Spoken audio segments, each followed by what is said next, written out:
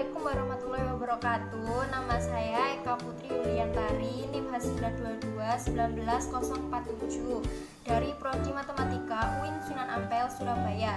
Di video kali ini saya akan membahas dua materi pada teori bilangan, yaitu tentang FPP atau GCD, Greatest Common Divisor.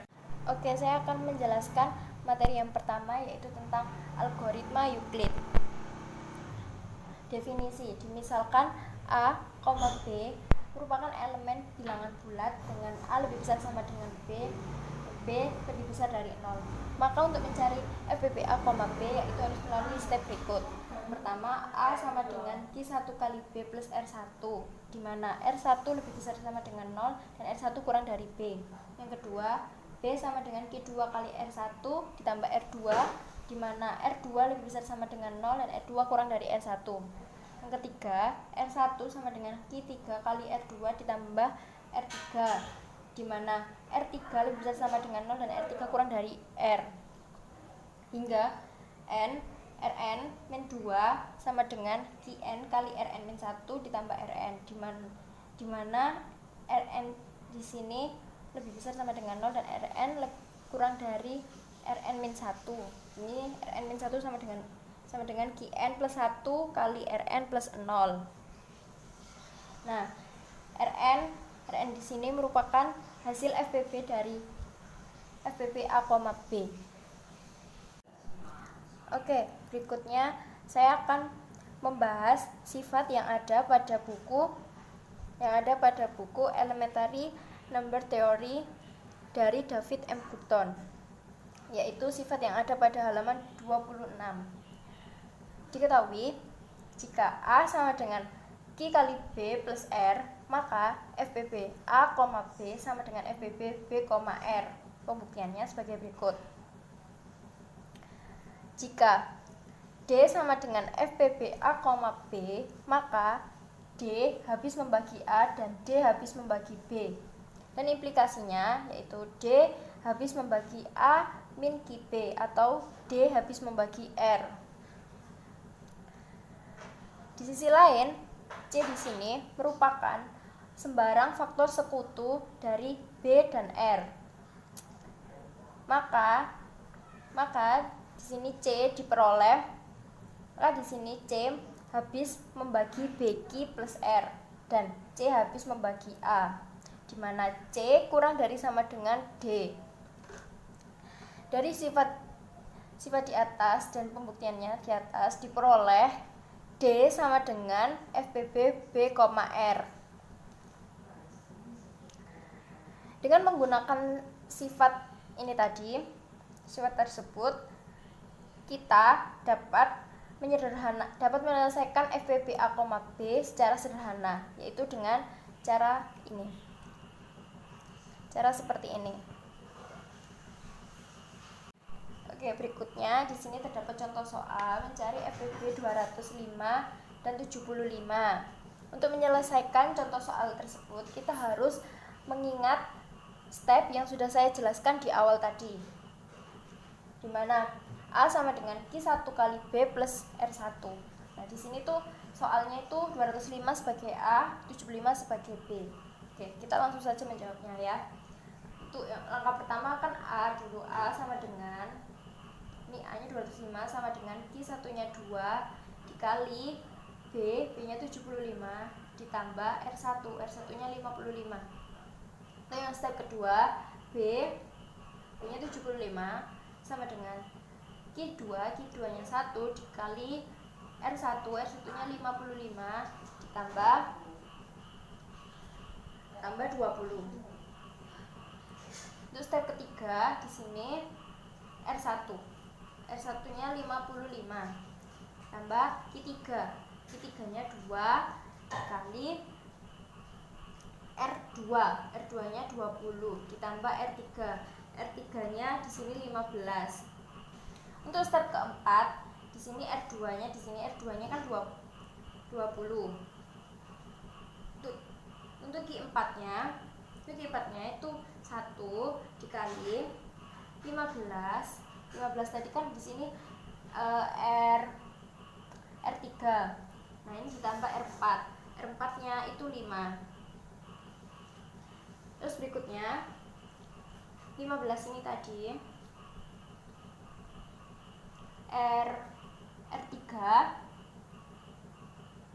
R3 sama dengan Q5 nya di sini 3 dikali R4 nya di sini 5 ditambah R5 nya 0.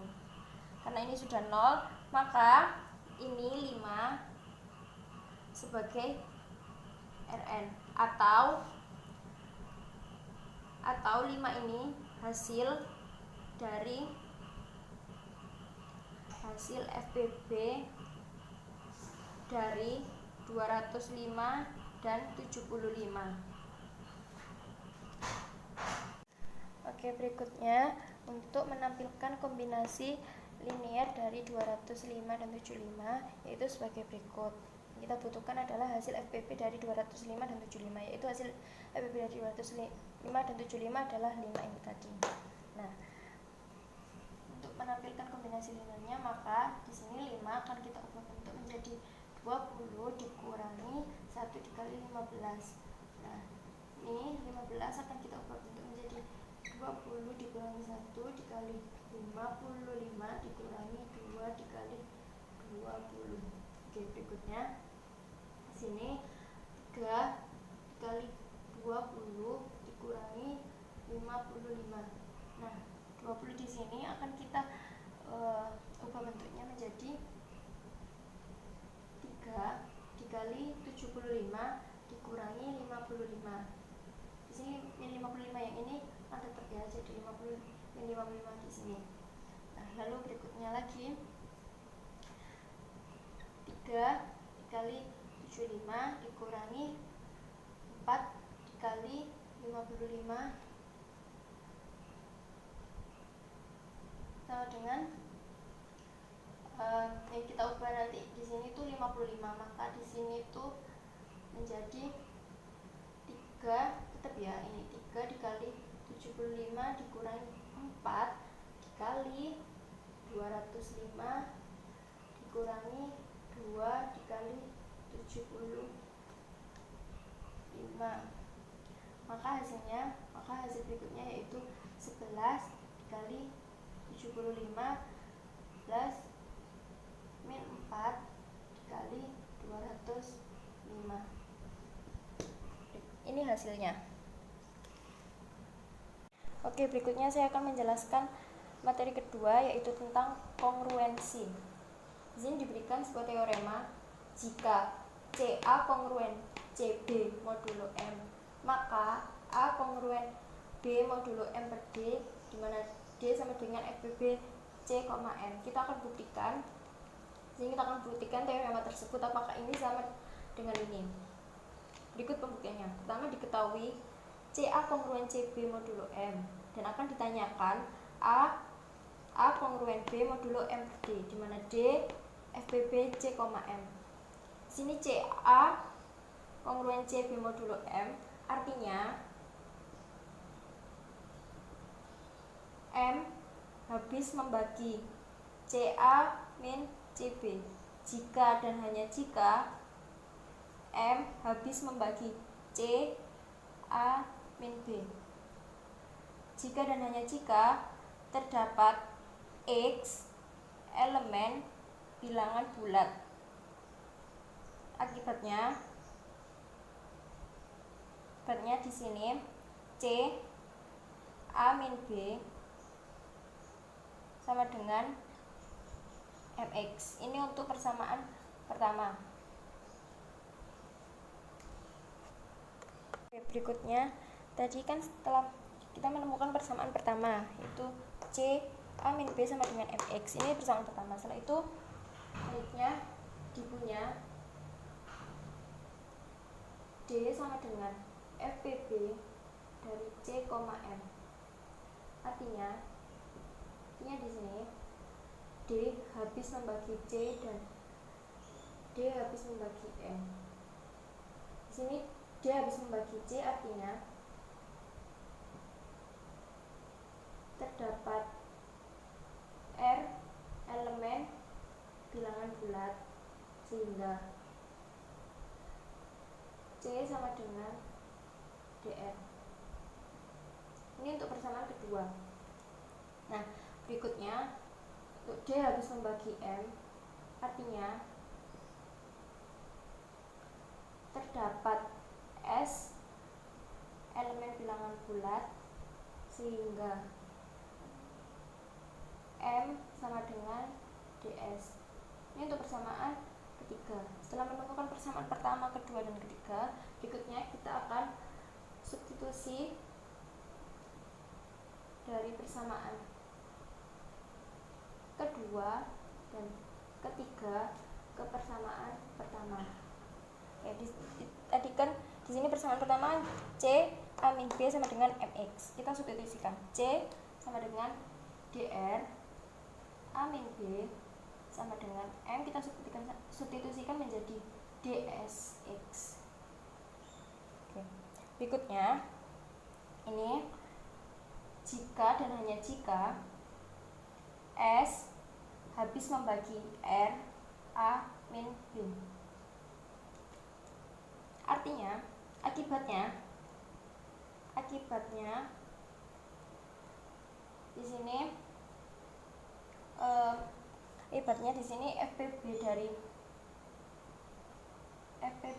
R, S sama dengan 1. Sehingga S habis membagi A min B. Yang berarti di sini itu A kongruen dengan B modulo M modulo S, maksud saya A kongruen dengan B modulo S jika dan hanya jika di sini A kongruen dengan B modulo M per D. Nah, dari sini terbukti bahwa CA kongruen CB modulo M sama dengan A kongruen B modulo M per D. Di sini terbukti ya. Sekian penjelasan dari saya. Apabila ada salah kata mohon dimaafkan. Wassalamualaikum warahmatullahi wabarakatuh.